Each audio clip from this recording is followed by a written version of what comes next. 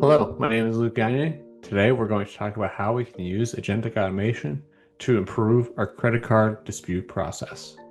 Our demonstration starts with our customer, John Doe, submitting a fraudulent claim submission on our web portal. In this first scenario, we're going to disprove that John Doe is submitting a fraudulent claim. In this case, he went to Starbucks and he just wants the money back from his purchase. Part of the submission is he's going to be attaching this Starbucks receipt that our automation will go read and compare to his text submission. Once we submit the claim, we're going to trigger a series of downstream processes. The first is going to be creating a case in the Salesforce instance, and then triggering automation to extract and validate the document information from the receipt that John Doe provided.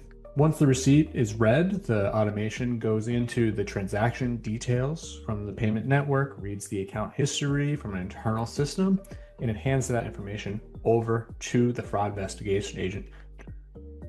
As that agent is running, we'll have a full audit of all the different information that is coming in and out of the agent during its decisions process. In this example, the agent has declared that this is not fraud, but it still has kicked it out to a human user to review its findings. Let's go take a look at that review. Here's my credit card dispute task. You'll see the agent's assumption or answer whether or not the transaction is fraudulent, the response or the reasoning why, and then a certainty level on that. You also see an example, a picture of the receipt attached in the handler. I'll go ahead and say that is correct. Please deny. And then based off this, we're able to hand it back off to the process to finish its execution. In this case, the agent is going to trigger a response to email John Doe outlining why the transaction was debunked. Here is that sample email that was drafted to be sent to John Doe. We're going to run that same process again, but this time with a transaction that is truly fraudulent to see how the agent reacts. We'll input the same information as we did before, but John Doe is feeling a little less comedic in this response, and he's going to include an updated reference code and a legitimate reason why he thinks the transaction was fraudulent.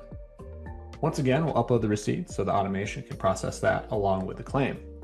We'll hit submit. Very similar to before, we're going to go back to that particular run of the process and we'll see it going through all these different steps. But I do want to take a moment to talk about the fraud investigation agent in more depth. There's going to be 4 main configuration points for the agent. The first is going to be the prompt or the set of instructions that we define for the agent. In this case, it's the high-level process of how we want to review John Doe's transaction history, his account history, pull information from the receipt.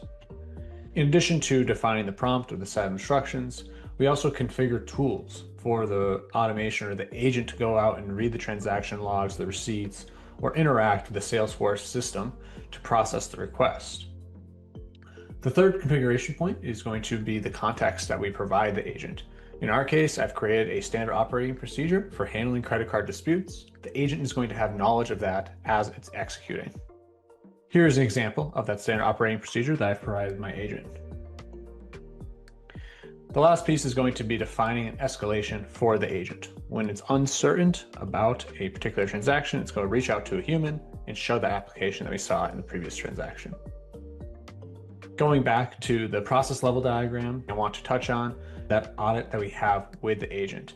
In our case, we can see how the agent used its context, and we'll see that the execution of the job is once again waiting on us to review the transaction as a human.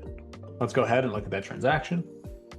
Very similar to before, we will see our copy of our receipt, but however, this time you'll see that the agent is denoting this as fraudulent, a reasoning for the explanation.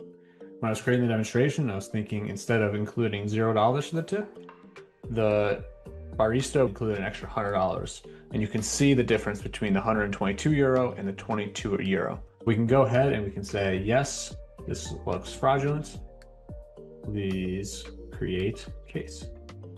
When we submit that response, we'll get handed back over to the process and we'll go and create a dispute with the payment network. The last thing I want to touch on for the process level diagram is I'm showing a single run of this process.